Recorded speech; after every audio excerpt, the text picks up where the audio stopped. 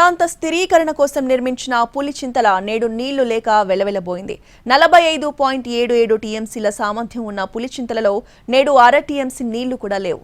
తీవ్ర వర్షాభావ పరిస్థితులు పులిచింతల దిగువ ప్రాంతంలో భారీగా ఏర్పడిన నీటి అవసరాలు ప్రాజెక్ట్ని ఎడారిగా మార్చేశాయి. వరుణదేవుడు కరుణిస్తే తప్ప ఇప్పుడు పులిచింతల దిగువ ప్రాంతానికి సాగునీరు దొరకని పరిస్థితి ఏర్పడింది. గడిచిన 5 ఏళ్లుగా పులిచింతల ప్రాజెక్టులో నీటి లభ్యత కరువైంది. 2019 నుంచి 2024 వరకు పులిచింతల ప్రాజెక్టులోని నీటి నిల్వలు క్రమక్రమంగా తగ్గుతూ వస్తున్నాయి. ఒకవైపు ప్రతి ఏటా తగ్గిపోతున్న వర్షపు జాడలు, మరోవైపు ఏటా పెరిగిపోతున్న నీటి అవసరాలు వెరసి పులిచింతల ఎడారిగా మారిందనేది వాస్తవం. ప్రాజెక్టులో ప్రస్తుతం ఉన్న అర టీఎంసీల నీటితో ఏ అవసరాలు తీరవు. భారీ వర్షాలు ఎగువ ప్రాంతాన్ని ముంచెత్తితే తప్ప నీరు పులిచింతలకు చేరదు.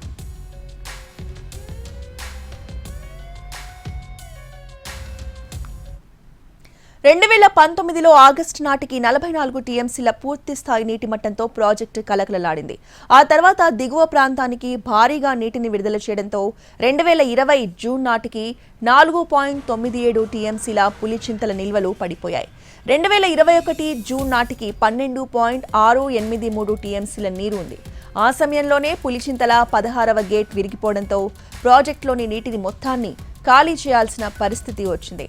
దీంతో పులిచింతల స్టోరేజ్ 1 టీఎంసీకి పడిపోయింది.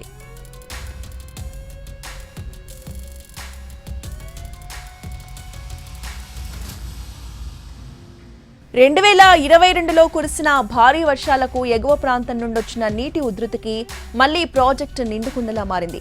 ఆ ఏడాది దిగువ ప్రాంత అవసరాలకు పోను ప్రాజెక్టులో నీటి వనరులు 33.14 టీఎంసీల నిల్వ ఉన్నాయి. ఇక 2023 జూన్లో సైతం 34.76 టీఎంసీల నీరు నిల్వ ఉంది.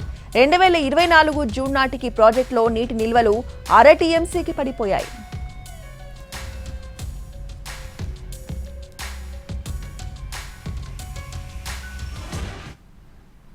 పులిచింతల ప్రాజెక్టు దగ్గర నుంచి మా ప్రతినిధి కృష్ణ అందిస్తున్న గ్రౌండ్ రిపోర్ట్ ని ఇప్పుడు చూద్దాం. ప్రాంత స్థిరీకరణ కోసం నిర్మాణం చేసిన పులిచింతల ప్రాజెక్టు దీన పరిస్థితి ఇది. ప్రస్తుతం ప్రాజెక్టు మొత్తం కూడా ఎడారి ప్రాంతాన్ని తలపింపు చేస్తోంది. 45.77 టీఎంసీల పూర్తి స్థాయి నీటి మట్టం సామర్థ్యం ఉన్నటువంటి పులిచింతల ప్రాజెక్టు నేడు 0.4% టీఎంసీలు మాత్రమే ఉంది. అంటే హాఫ్ టీఎంసీ కన్నా తక్కువ భాగం మాత్రమే ప్రాజెక్టులో ఉంది. మనం చూస్తున్నాం, పూడిక ఏర్పడినటువంటి పరిస్థితుల్లో పులిచింతల ప్రాజెక్టు ఉన్నట్లుగా మనకు కనిపిస్తూ ఉంది. ఎందుకంటే పైనుంచి ఎక్కడ కూడా ఇన్ఫ్లో లేకపోవటం, అదేవిధంగా దిగువ ప్రాంతానికి నీటిని వదిలే పరిస్థితి కూడా లేకపోవటం పులిచింతల ప్రాజెక్టు దీనస్థితిని తెలియజేస్తూ ఉంది.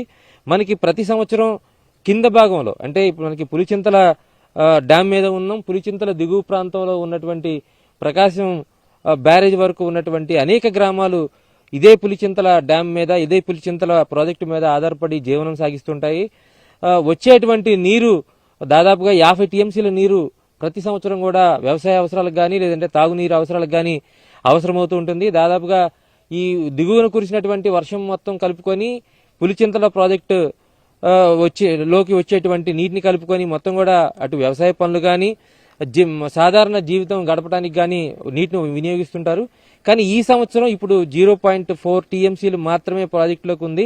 కిందకి నీటి చుక్క విడుదల చేసే పరిస్థితి లేదు, పైనుంచి చుక్క వస్తున్నటువంటి పరిస్థితి లేదు. ఈ పరిస్థితుల్లో ఇక్కడ ఉన్నటువంటి ప్రాజెక్టు వెలవెలబోతోంది. అదేవిధంగా కింది స్థాయిలో ఉన్నటువంటి ప్రజలు మాత్రం తీవ్ర ఇబ్బందులకు గురవుతూ ఉన్నారు. తాగునీటి అవసరాలు తీరకపోవటం, అదేవిధంగా రాబోయే వ్యవసాయ సీజన్ కూడా నీరు రాదు అనేటువంటి ఆందోళన ఉన్నారు. ఈ సంవత్సరం ఏదైనా వరుణుడు కరుణించి పూర్తి స్థాయిలో వర్షాలు పడితే తప్ప ప్రస్తుతం ప్రాజెక్టులో ఉన్నటువంటి నీరైతే ఏ అవసరాలు కూడా పనికిరాదు, ఏ అవసరాలు కూడా బయటికి విడుదల చేసే అవకాశం కూడా లేదు. ఈ నేపథ్యంలో పూర్తి స్థాయిలో వరుణుడి మీదే ఆశలు పెట్టుకుని ప్రజలైతే బ్రతుకుతున్నారని చెప్పవచ్చు. ఎందుకంటే ఓ పక్కన నాగార్జున సాగర్ ప్రాజెక్టు నుండి కూడా కిందకి ఒక చుక్క కూడా నీరు చుక్క రాని పరిస్థితుల్లో ప్రాజెక్టు నిర్వహణ పూర్తిగా ఆపేశారు. అదేవిధంగా 45 టీఎంసీల సామర్థ్యం ఉన్నటువంటి ఈ ప్రాజెక్టు మొత్తం కూడా ఇప్పుడు నీరు లేక వెలవెలబోతున్నటువంటి పరిస్థితుల్లో ప్రజలు ఆందోళన చెందుతున్నారు. ఇటువంటి పరిస్థితుల్లో వరుణుడు ఎంతవరకు కరుణిస్తాడు, ప్రాజెక్టు మళ్లీ ఎప్పుడు పూర్తి స్థాయి జలకళ సంతరించుకుంటుంది అనేది మాత్రం ప్రశ్నార్థకంగా మారింది.